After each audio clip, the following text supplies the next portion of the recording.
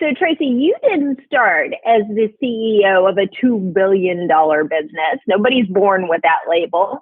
So, what's your Randstad story? Oh, I'll have to do the Twitter version, Chris, because I've been here for 26 years.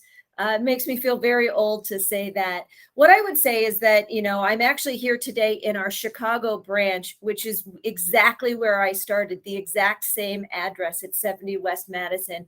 And I started here as a sales rep for what is now Randstad Technologies. And I've had somewhat of a typical staffing career. So started in sales, became a branch manager, became a regional manager. I up and moved to New York City when I was in my middle 20s because I always wanted to live in a bigger city than Chicago. When I got to New York, I actually started exploring work in large accounts and actually sort of conceptualized and started the very first national and strategic accounts division for the company.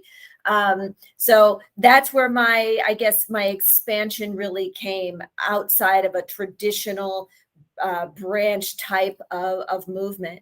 So I got involved in large accounts, and when Randstad acquired our company, I left the IT space and came over to the non-technical space and got to learn our manufacturing and logistics businesses, our office professional businesses, and really moved in the large account space there. So got, in addition to strategic and national accounts, in-house services, RCS, which now sits under SourceRight. And then from there, got to come back to my roots a little bit with professionals and picked up our F&A business and Tatum business. So that's sort of how I got to where I am, is, made myself uncomfortable quite a bit, taking on some things that I had never done, moving into a different city, moving into a different business line, meaning manufacturing and logistics coming out of IT.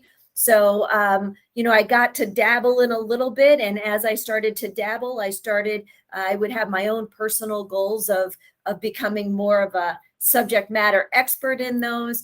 So that's a little bit about my journey. And I have met some incredible people along the way, both internally with our colleagues, but externally with some really diverse and interesting customers and talent along the way.